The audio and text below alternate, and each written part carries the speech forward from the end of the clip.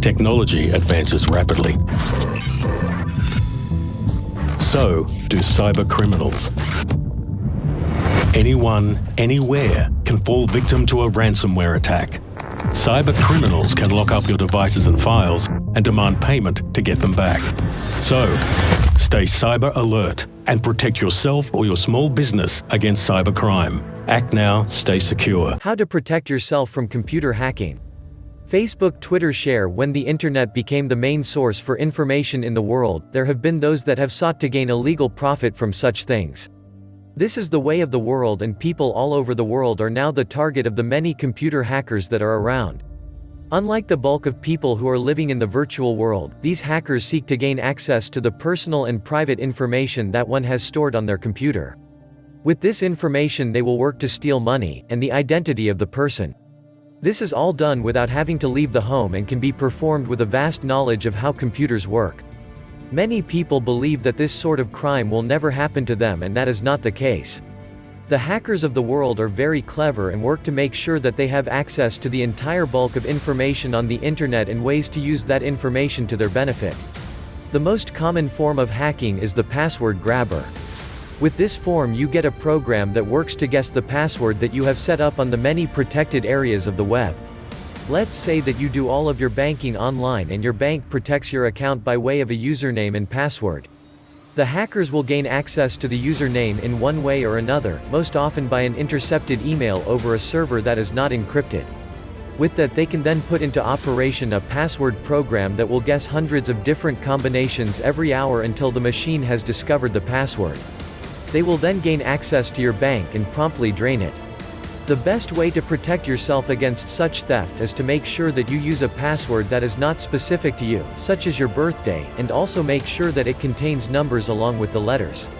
The password software will not be able to gain access because it can only guess either letters or numbers, not a combination of both, because the choices are way too vast to compute. The other most common form of hacking is the direct email scam. These are oftentimes referred to as spoof emails. The email will come in looking very official and proper from a company that you have an account with.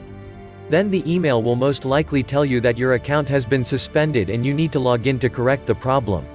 It will instruct you to click on a link to log in and will take you to a page that looks exactly like the actual company page. Once you log in, you have given the hacker all of your account information. The way to protect yourself in this case is to make sure that you are getting the email from the company. Most often you will find that these companies will never ask you to follow a link to log in, and they will never ask for your information in an email or other communication. Forward the emails to the company so they can start to track the problem and maybe shut the hackers down before someone falls victim.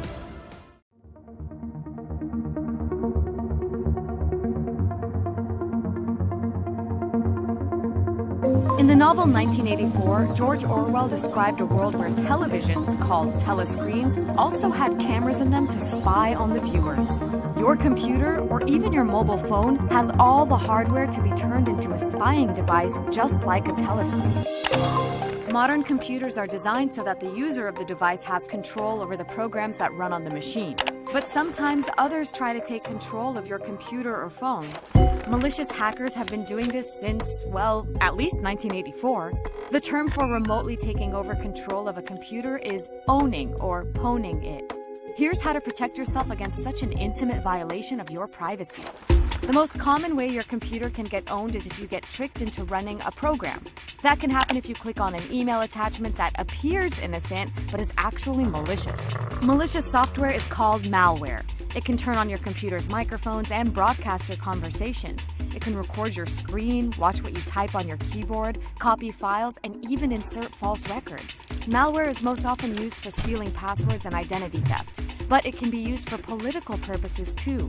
Activists opposing the government of Vietnam, Bahrain, Ethiopia, and other countries have received carefully crafted fake emails that took over their computers.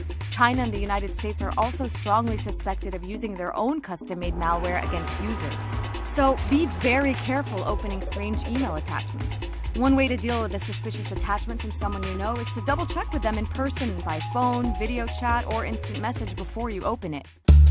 You should also be cautious of clicking on suspicious web links. It's possible to infect a computer with malware remotely just by visiting a web page. If a link prompts you to install software, don't agree. And if your web browser or search engine warns you that a website might be malicious, hit that back button.